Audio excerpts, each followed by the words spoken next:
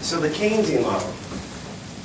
This is kind of a changing point for economics. Up until the Keynesian model, we were kind of thinking about economics in terms of the classical school of thought, which was the invisible hand of the market, laissez-faire, Adam Smith, and kind of all of that. The market is kind of self-correcting and will get us to the equilibrium, and the equilibrium would be the best place. It will maximize society's welfare in terms of net benefits, and everything seems to be going great.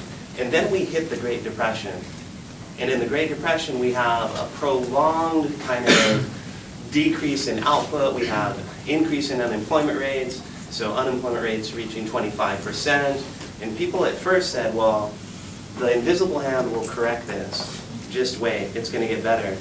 And we have this prolonged Great Depression, and things aren't really getting better. It's kind of being kind of stagnant. We see this prolonged kind of downturn in the economy, and people start saying, well, wait a minute, maybe that model's broken, and maybe we should have a different model. So people maybe are thinking about, well, invisible hand doesn't work, let's do this. And John Maynard Keynes comes around and says, well, I don't think the model's broken. It's just off course, and because it's off course, all we need to do is kind of help it get back on course. And if we do that, we can get the economy moving again, so GDP increases, unemployment rates go down, and everything starts to work again. So a really fantastic model. Changes the way we think about economics, and relatively new. So this is 1930s, right? Not that long ago when you think about the history of economics. So you're going to see a table like this kind of to represent kind of some of the main features of the Keynesian model. Some of this stuff should look familiar, some of it's unfamiliar. So GDP and income, that's chapter 5, so we know about this, we know what this means.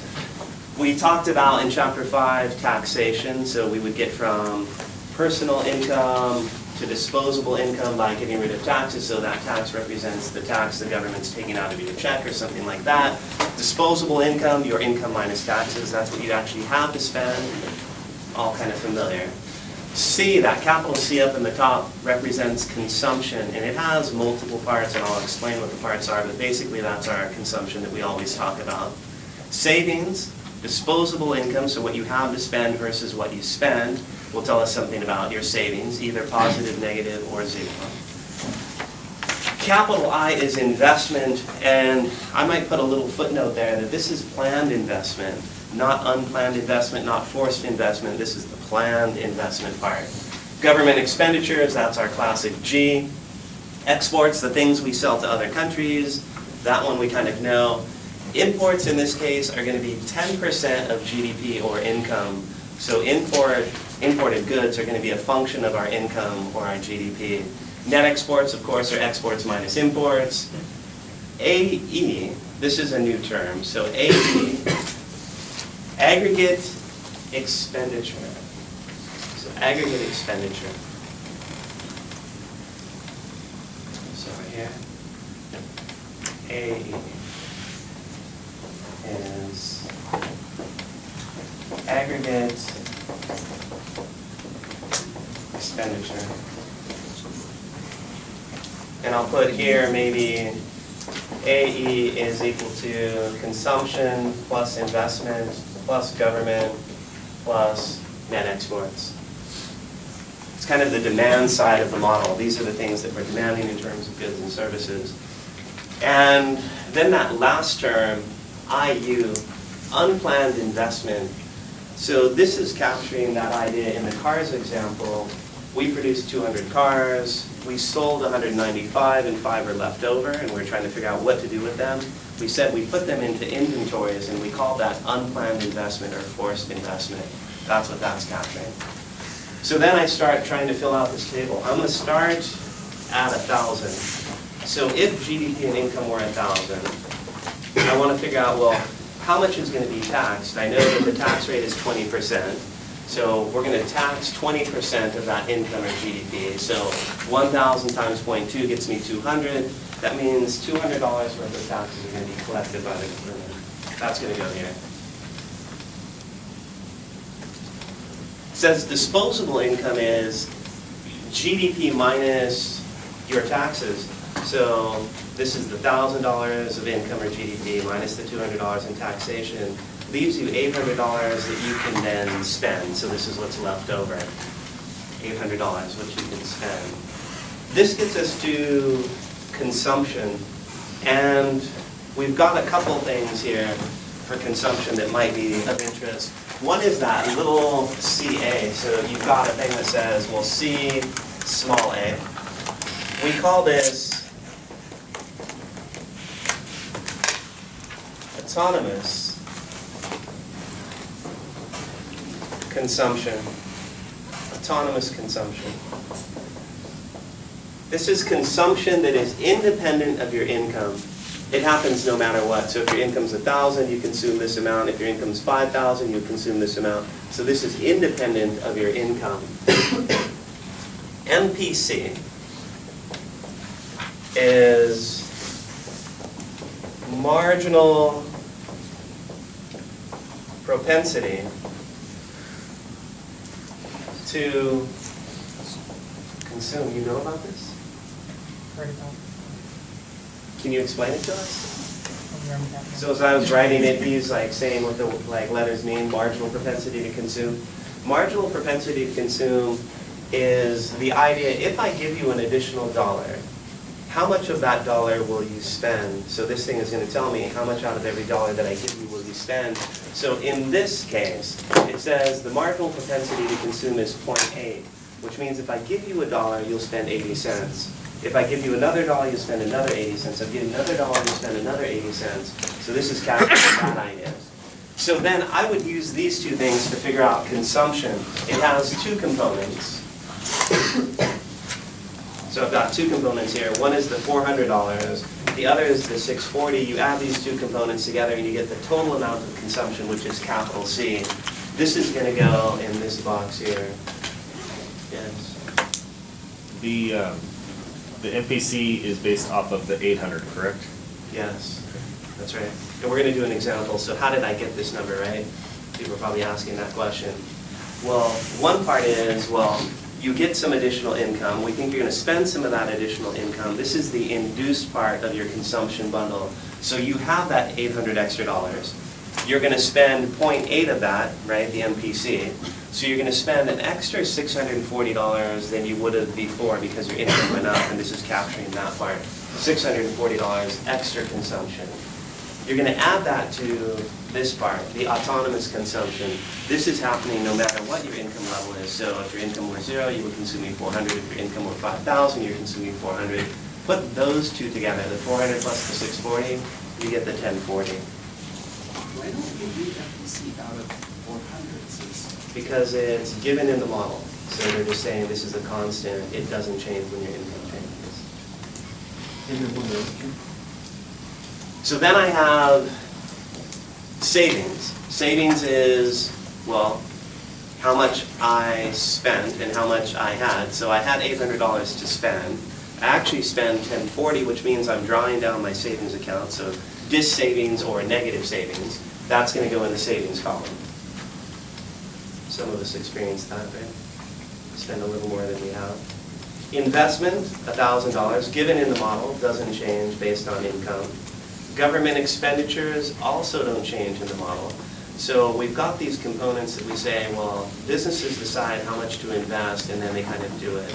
Governments decide on a budget and that tells us about their expenditures, so this is fixed. Exports, also fixed in the model, so we're assuming that we're changing something in the US economy and that has no effect on the other economies, so they're not changing their kind of economy. So if their income's the same, they'll buy the same amount of products from the US, so that's fixed as well. Then we have imports, which are a function of our income. And we have this thing here that says imports are 10% of GDP or income. And I want to put another term up here, MPI. This is the marginal propensity to import. So this says we'll import 10% of our GDP. So if GDP is 1,000, 10% of 1,000 is 100.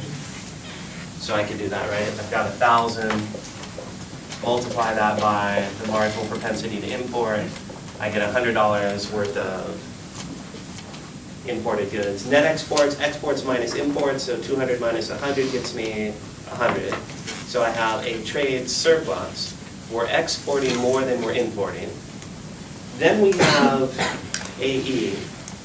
AE a little more complicated.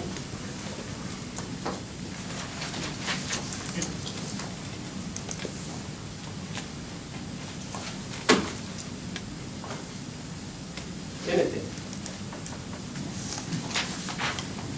Yes. Any idea what AE is? Do you add the consumer and investment? Yes. So what'd you get? That's absolutely true, right? Add consumption, investment, government, and net exports. This tells me the demand side of the model. How much do people want in terms of all the goods that we're going to purchase?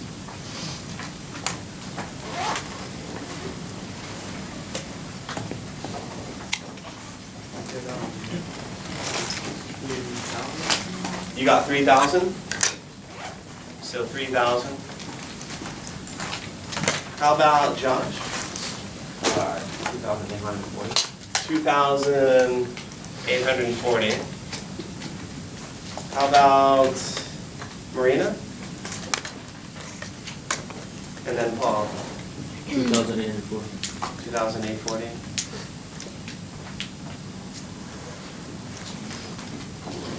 Marina? Oh, me? Yeah. I got 2,840. So some consistency with the 2,840. That's what I got as well. How did I get it? How did they get it? What was the level of consumption? 1,440. 1,040. The investment? 1,000. 1,000. Government expenditure? 700. 700 plus exports were 200 minus imports of 100. So this was 1040 plus 1,000 plus 700 plus 100. And this equals 2,840. Fantastic. So on the demand side, we want 2,840 worth of stuff. On the production side, we've produced $1,000 worth of stuff, which means we have an opposite case here than we had with the cars example. In this case, we haven't produced enough. So we actually have to dip into our inventories and pull out some of that inventories to make up the difference. So this thing here is going to capture that change in inventory, that unplanned investment. So here I have negative 1,840. So I think I'm going to come up with an equation here. IU, unplanned investment, is related to the two components, what we produced and what we want in terms of aggregate expenditure. So I think I'm going to write it like this. GDP minus AE. So what you produced and then what you want. So we produced $1,000 worth of stuff. We wanted 2,840 worth of stuff. So you get something that looks like this. We had $1,000 in GDP minus the 2,840. So my unplanned investment is negative 1840. And this is kind of the signal for the model to kind of move. So this says to the producers, hey producers, you didn't produce enough stuff. You need to produce more stuff. If you produce more stuff, then maybe you can meet that aggregate expenditure, right, the demand side of the model. So this thing says to them, you want to produce a larger bundle, so we're going to go to here, increase your production. It's not too much of GDP. It is, in the sense that it's the aggregate expenditure, so it's all the things we're purchasing. Consumption side, investment side, government side, net export side. Oh. Hopefully nobody saw that. So next I have a bill? Yeah. Yes. So, that's Marina? Sorry. Sure. So if your income or GDP is 2,000, how much do you have in taxes? 20% of that, which is 400. 400, so it's super easy, right? 400, fantastic. Then I have Ranil. Ranil.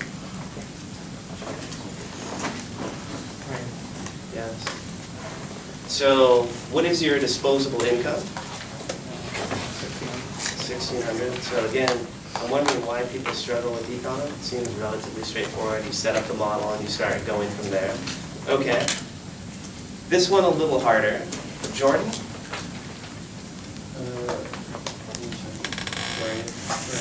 Okay.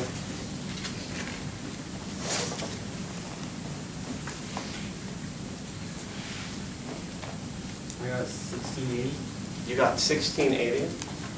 That's what I got too, but could you help us kind of figure out how did you get that 1680? Well, I took 1600 times it by 0.8, So 1600 times 0.8, and then added 400 to that. and then you added 400 to that. So 400 plus this, so 400, what is 0.8 times 1600? 1280. 1280, so if I add that to that, I get 1680. Fantastic, that works. One of the things we might be thinking though is, well, what if I were consuming at this level here? So I'm consuming at this level here, and then we give you an incremental increase in your income. How much will your consumption bundle increase? So sometimes we wonder, okay, if there's a change in your income or disposable income, how much will your consumption change? So this incremental movement. I know originally we were consuming at a bundle that was 1040 when GDP was 1,000. But now that GDP went up to 2,000, I want to figure out what this number is, and I'm interested in, well, how much more do you consume? Your change in disposable income was your disposable income now minus your disposable income in the previous case. So this would be 1,600 minus 800. That's this part here. Your new disposable income minus your old disposable income is your change in income. Change in income. You now have 800 extra dollars, 800 more dollars to spend than you did before. And then I want to figure out, well, how much has your consumption changed? Your autonomous consumption part doesn't change. The 400 stays the same. So then you had an induced part because you got some money in that first case, and now you have some extra money and you're going to consume some more. I want to capture that, which is the 0.8 times my increase in disposable income. So I have 800 extra dollars. I'm going to spend 80 cents out of each additional dollar. So I'm going to spend an extra 640. So I come back here and I say, oh, this is originally what I was consuming. I'm going to consume an extra 640. So I get a total of 1680. Both of these work, and I think you might use both of them depending on the question that I ask. If I'm just asking for the number, it's 1680. If I'm asking for the additional consumption, it's 640. Great. Then I have Esther. Savings. Negative 80, perfect. Salvador, investment. 1,000, it's fixed, right? It doesn't change. Monica. 700. Brianna. 200, great. So those are easy questions, right? Parker, imports. 200, how'd you get it? Just 2,000 times. Perfect, fantastic. Garrett? Net exports? 0. So balanced trade, okay. Then I have aggregate expenditure, Devin? 3,380. 3,380, that's exactly what I got, fantastic. Unplanned investment, Kim? Negative 1,380. So too easy, right? Did you guys notice that I filled in the top row too, kind of when you guys weren't looking? I kind of snuck that one in, so make sure you update your table for that row. So then I'm just going to keep doing this because it feels like, well, our mechanism for change was if producers didn't produce enough to satisfy the demand side, the aggregate expenditure side, that was a signal for them to produce more. And again, I see they're drawing down their inventories. they had to dip into their inventories and pull out $1,380 worth of stuff, and that said, you should produce more, so they're gonna produce more. We're gonna bump down over here and go, okay, if it's 3,000, what happens? So maybe a little quicker. Brett, taxes at 3,000, 600, fantastic. Miko, disposable income, 2,400. 2,400, fantastic. Matthew, consumption, I was going up to. I don't know. okay, fair enough. So then I have John. We're looking for consumption. So I've got taxation was 600, disposable income was 2,400, and we're trying to figure out how much are you consuming now? 2,340? 20. How'd you get it?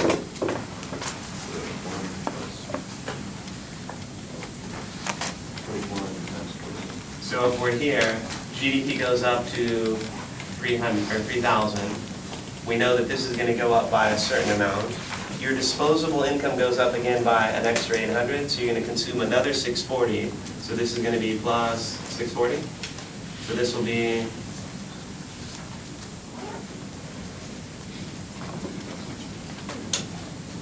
2,320.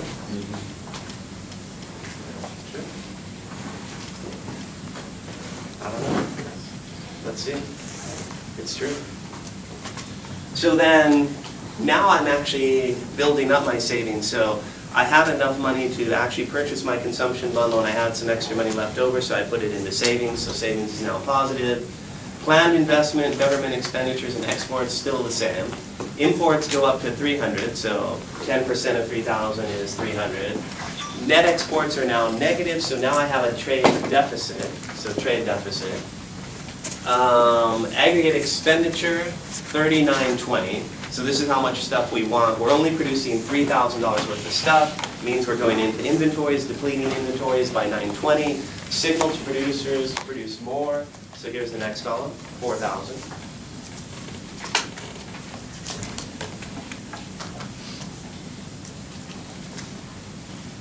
And I'm looking at the signal for unplanned investment. So I see, again, inventories are being depleted, signal to producers to produce more. They're going to produce more. We're going to move to 5,000. So increased production, move to 5,000.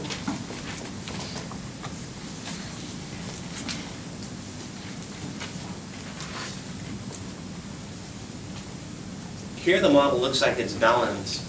Aggregate expenditure is 5,000. Aggregate production, or GDP, is 5,000. Unplanned investment is 0, which means there's no drawdown of the inventories and no buildup of inventories, which means it's kind of sending a signal to producers, you got it right. You produce just enough stuff to satisfy the demand side of the model. Feels like an equilibrium. But let's go forward and say, well, what if it were 6,000? So there's 6,000. Do all of these calculations, and at $6,000, we're producing a whole bunch of stuff, $6,000 worth of stuff. On the demand side, we only want $5,540 worth of stuff. So this is like the cars example. We have some stuff left over. Where do we put that? We put it in unplanned investment. So 460, which would be a signal to producers that they produce too much stuff. If they produce too much stuff, it feels like they would move back here. So the model's pushing towards an equilibrium, and it looks like that equilibrium is here.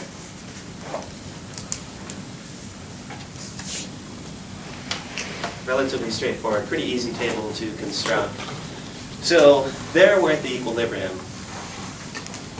Everything's balanced. But somebody tells you this, it's not the full employment equilibrium. So it's an equilibrium, aggregate expenditure equals aggregate production. So I'm wondering, Jessica, can you remind me what we mean when we say full employment? It's between 4 and 6%. Okay, 4 and 6%, so we're looking for an unemployment rate between 4 and 6%. How do we define the 4 and 6%? We said something about the categories of unemployment you would expect if you were at full employment. I have Amber.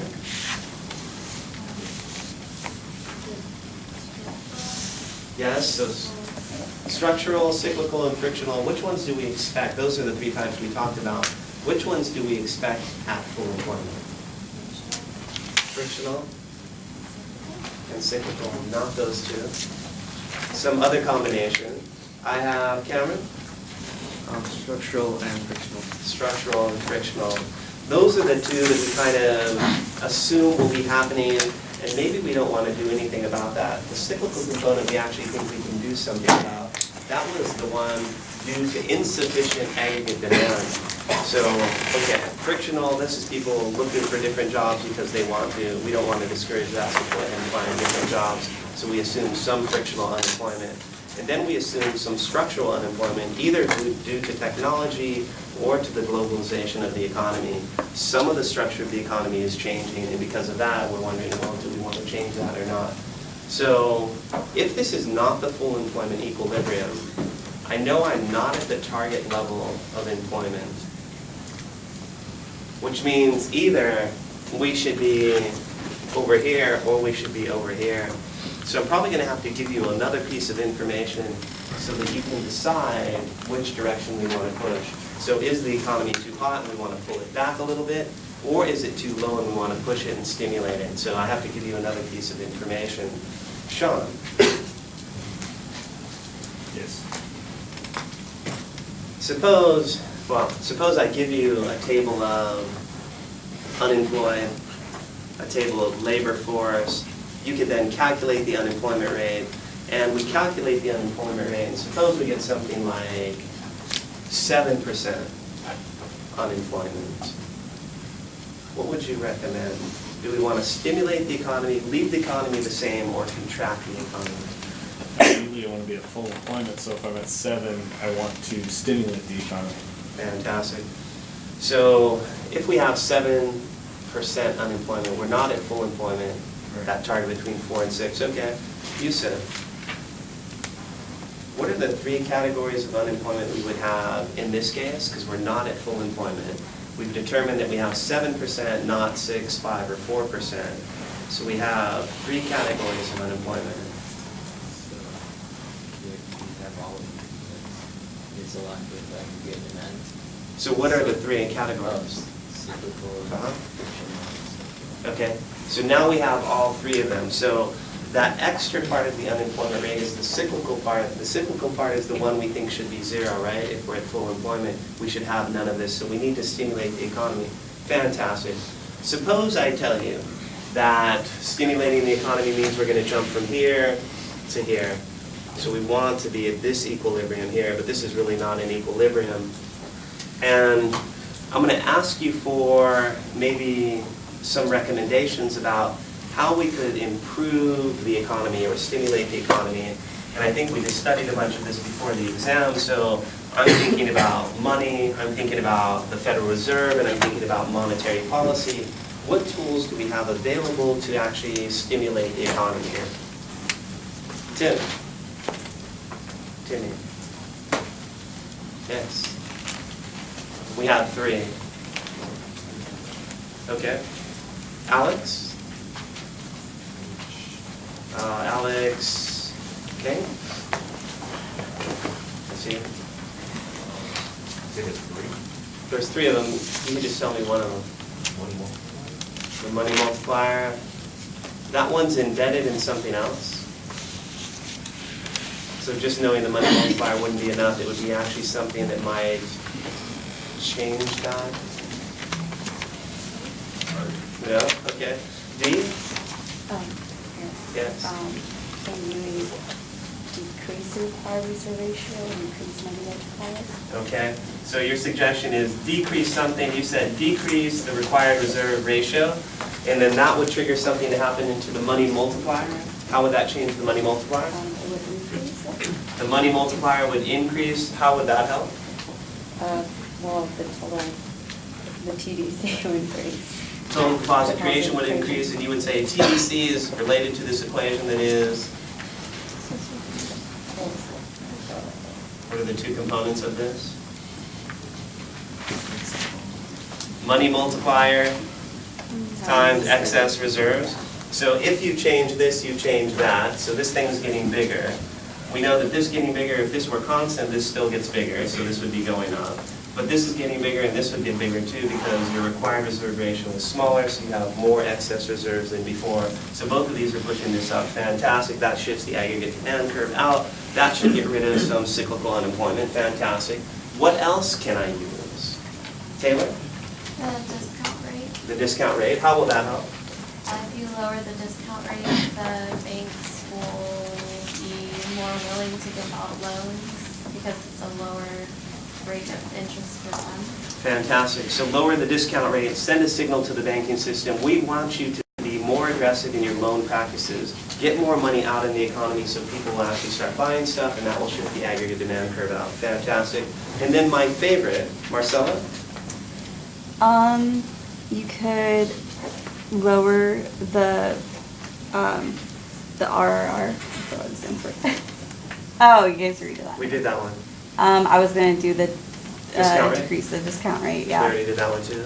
So what's left? Not sure. Okay, Aaron? The open market operation, Fantastic. What is that? the Open market operations.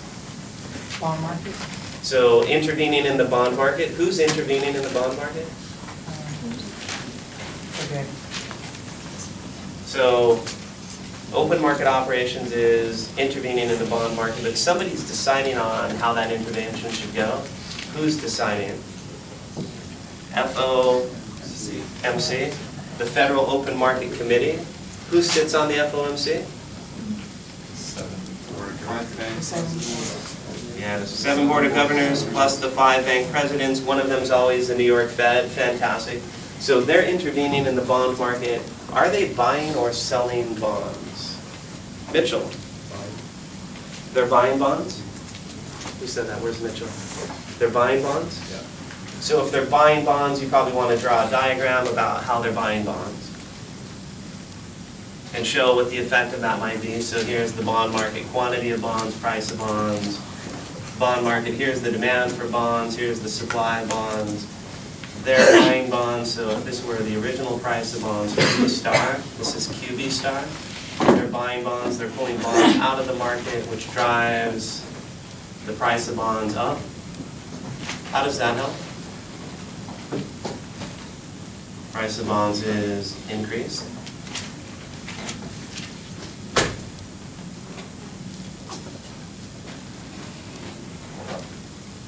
What happens to the interest rate? Interest rates will go down. How do you know? Because there'll be more available tomorrow.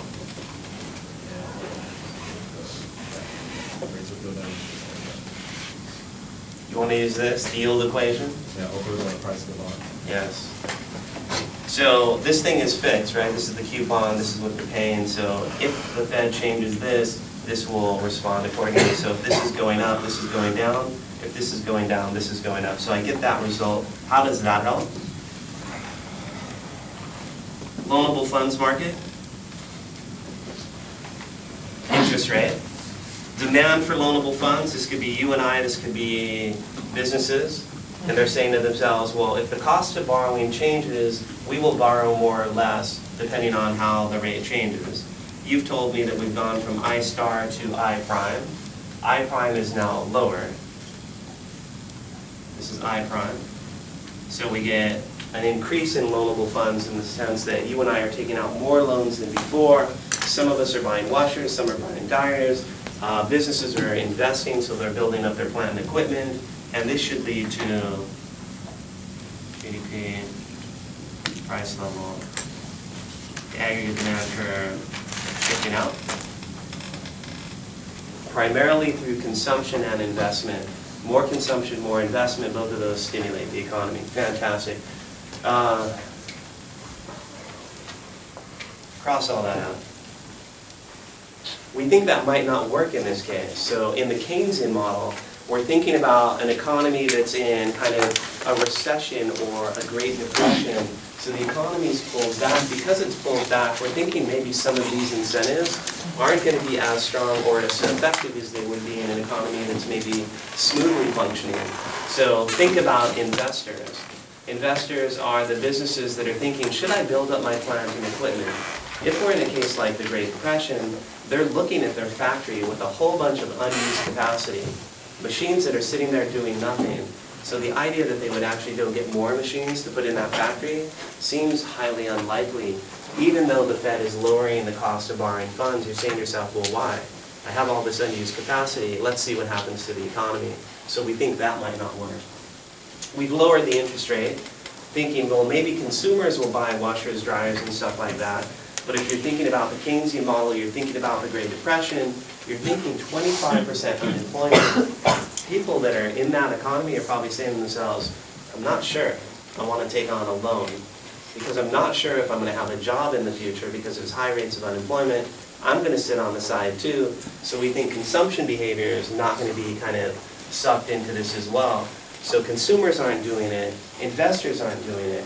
We're saying to ourselves, well, somebody's got to do it. Who's left to do it?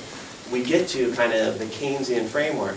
The government needs to step in and send a signal to the economy that things are going to get better.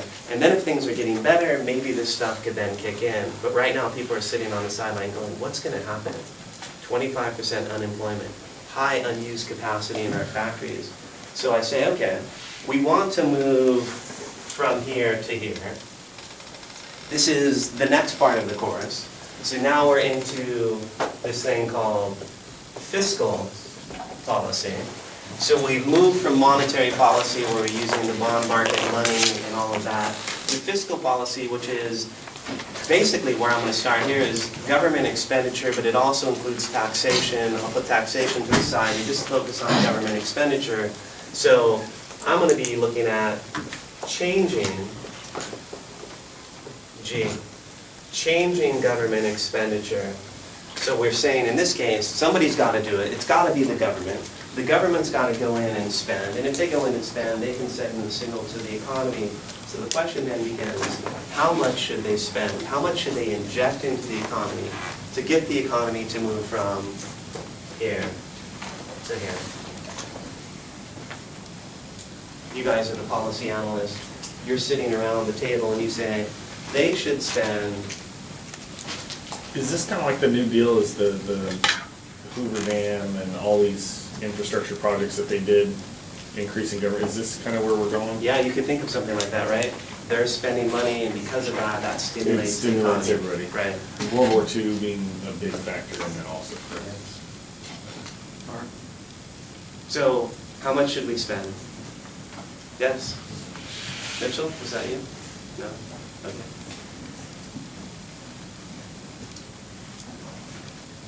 Trying to get from 5,000 to 6,000. Yeah. Just spend 1,000. Fantastic, thank you. I'm thinking it seems pretty obvious, but hey, maybe, I'm sitting there. I don't know, 2,500? Aren't you increasing your G portion on your table? Yeah, that's what we're So gonna do. it's gonna be 1,700, not 700 anymore. That's true. Yes. Other suggestions? Because you maybe sounded like you didn't like that. Well, We could add the I as well. We can't change I's investment. So businesses have decided how much they're going to invest, and we're not changing their behavior. They're sitting on the sideline. What we can do is add 1,000 to G. yeah. Okay, so 1,000 to G. Any other suggestions for 1,000 to, or different numbers? Higher or lower? Any number would work, wouldn't it? Higher than Any number would work, so you have a different number? 3,000? 3,000? They're in the same type of proportion. Oh, I should say that I want the equilibrium to be here. Because if this equilibrium, cyclical unemployment goes to 0. So I don't want to go too far, I don't want to go too short. I want to go just to full employment, which I'm going to define as here. So I want to be here. Other suggestions? class had way more answers, yes? You spend the 460? So spend 460. I don't know, just 460. And your unplanned investment, Unplanned investment. put that 460 into your government. You just want unplanned investment to be zero. Right. GDP So, to be 6,000, right? So if unplanned investment is zero, I know that aggregate expenditure equals GDP. Yeah. But I also want to satisfy this other condition that I want to be at full employment, so I've got these kind of multiple goals going on. One is I want a model that's balanced, but I also want to be where people are finding work that are looking for work, because if they're looking for work and not finding work, maybe there's an issue, yes? can I take my unplanned investment and throw that into my government expenditures? So how much do you want it to be? The 460, you want Okay. that to be zero, so you just move the 460 into actually using it. So it seems like we're set on two numbers? These two, yes? Increase tax to 25%? Increase the tax to 25%? Interesting. So I limited ourselves to changing G, which means I only want to change government expenditure. The other part of this is we can use taxes maybe in a similar way, but I'm not there yet and it's much more technical. So let me put that to the side. Could you change that into a numerical value for government expenditures? 1,000, 460, something different?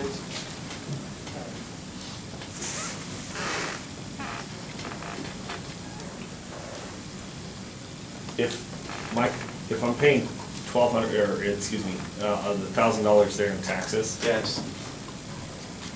but I'm only spending government expenditures at 700, isn't that a surplus in cash for the government Sure. of 300? So you want me to spend 300? Yeah. Yeah, 300. Spend 300? But you said 460 too, you can't Yeah, have both of them, right? You spend both of them, I don't Okay. care. So one of You those. got excess cash sitting around. Okay, other suggestions? I think I gotta start with 1,000, because that's the most obvious to me. Yeah. Inject 1,000 if you want to stimulate the economy by 1,000, just put 1,000 in. Okay, so you said I have to change the table, absolutely true. I would have to go in and change this, so I'm really focused on this line here, so maybe flip your table over or do something in your notes. All of this up to here is gonna stay the same. We're gonna add an increase in government expenditure of an extra 1,000, so we're gonna have the 1,000 plus the original 700, so this is now gonna be 1,700. This is gonna stay the same, this is gonna stay the same, this is gonna stay the same, so all of these stay the same. But since this changed, and this is part of aggregate expenditure, this column will also change. And since this is gonna change, this is likely to change, so I wanna do that. So originally, we were at something like this. Back to this equation.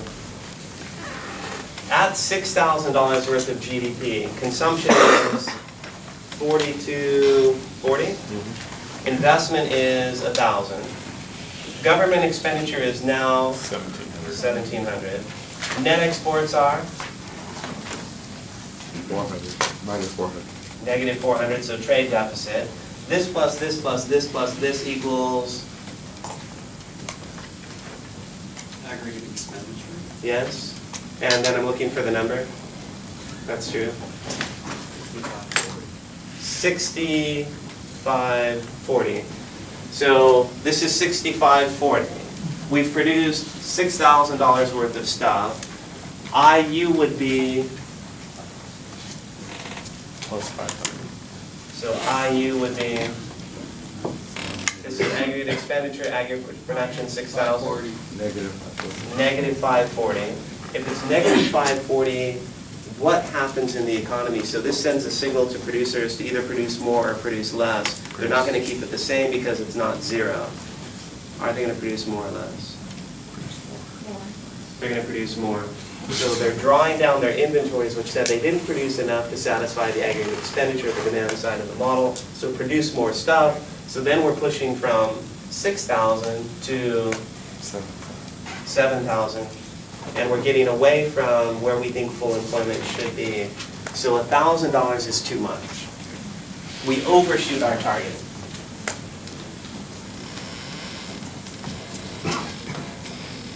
$540. Try 540.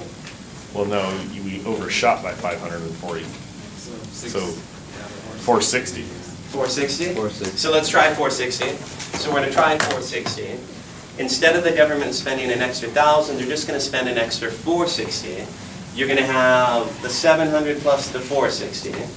So we come back here and we say, okay, cross that out. This is the same, this is the same, this is the same, but now government expenditure is 1,160. 1,160. This plus this minus that? 6,000. Fantastic. IU is? Fantastic. So the government can spend $460 and they don't have to spend the full 1,000. This is good news for a government, right? You don't have to spend the full amount, the full 1,000 to get to where you want to be. So you only have to spend the 460, which gets me to a second important feature of this model called the Keynesian multiplier. So the Keynesian multiplier is capturing a ripple effect through the economy of that initial government injection. So the government does something and then that ripples through the economy and you get something more than that initial injection. I'm going to call this one KM, so Keynesian multiplier, is equal to the change in GDP. The change in GDP divided by the change in G.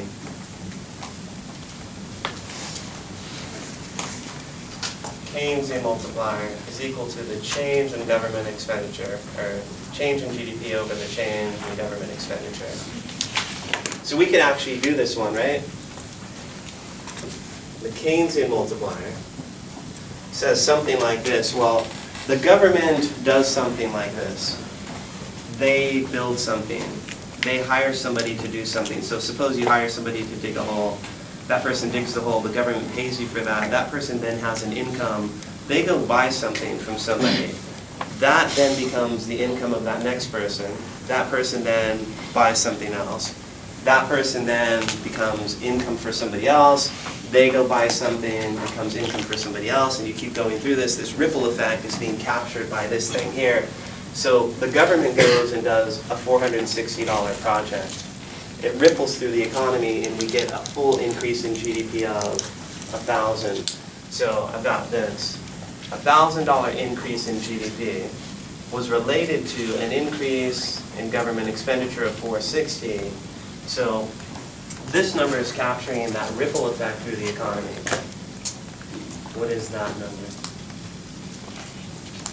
1.17. Great.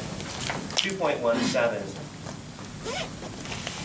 Good to know. So if I know this number, people are trying to estimate this number, you know that you need to change GDP by some amount, so you're either under or over. That can help you figure out how much government you need to spend or contract. Fantastic. Then I say, well, I've got two Keynesian multipliers. I've got that one. I've also got something I call the simple Keynesian multiplier. The simple Keynesian multiplier looks kind of like the money multiplier. It's 1 divided by 1 minus MPC. So this is the simple Keynesian multiplier. I've got Roberts. Roberts? Rob? Oh, yeah. Rob? Mm-hmm. Are you Robert too? Yeah, I guess if you want to get technical. Okay. So Rob, what is MPC? It's how much of the money that we have that we're going to actually spend. Fantastic. So it's the amount of money out of every additional dollar I have that I'm going to spend. Okay. So I can actually plug this into here. So 1 divided by 1 minus 0.8, which is 1 divided by 0.2. What is 1 divided by 0.2? 5. So this one tells me I get a stronger multiplier effect in this case than I do in this case here. And the reason this one is different is it's the simple one. And the simple one assumes that everything in the economy stays within the economy, nothing leaks out of the economy. So you stimulate something, people buy stuff, it's always within your local economy, so it doesn't leave. This other one, the 2.17, actually captures a more realistic economy where, well, we're buying stuff from other countries, so money is going to leave our country. So we're thinking about leakages like that where you get a dampened effect of your stimulus. But if you could keep it all in your country, then it's 1, right? It's 5. If it's 5, you don't have to spend $460, you spend $200, because the ripple effect's stronger. Since it's dampened, you have to spend a little more to get that full effect. Fantastic. That's really, So that's where we wanted to be. Full employment equilibrium's at 6,000, no cyclical unemployment, just frictional and structural. How can we use fiscal policy to move there? Increase government expenditure, absolutely. Change this from 700, you said, to 1160. That's the 700 plus the 460 in additional. That gets me a new equilibrium. So, you should do this, right? Like when you get home tonight, you should go and reconstruct the table. We just did the last entry, but really you should kind of do this for all of them. Once this changes, and then this changes too, and you should do those calculations again to get there. This is what you said. Increase government expenditure by 460 to close the GDP gap of 1,000. So you got that, fantastic.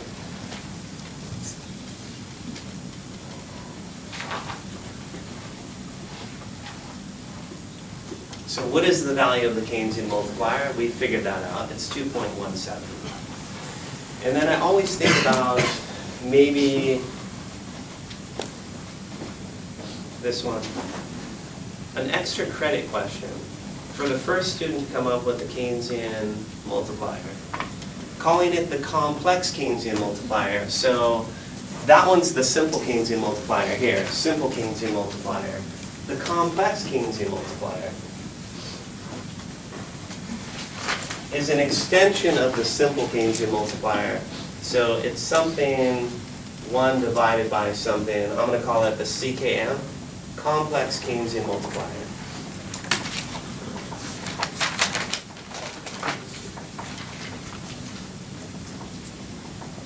That captures all of those kind of injections and leakages in an economy, a more complicated economy, something that looks like this, that takes account of more dimensions of the problem. Take a couple minutes, think about it. So if you've got an equation that will actually satisfy what that is, I have extra credit for the first person that gets it right. I usually give maybe 5 minutes, because it takes a little time to kind of struggle through the mathematics of getting to the solution. If you think you have a solution, raise your hand, and I'll put you in a queue. So I have Selena, first in my queue, great. I don't see anything written on your notes, so you just mentally done it. Fantastic.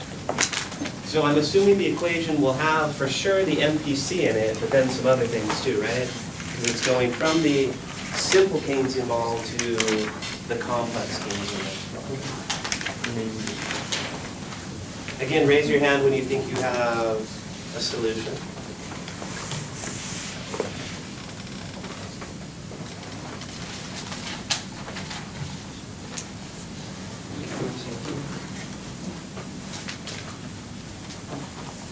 Save some tape space.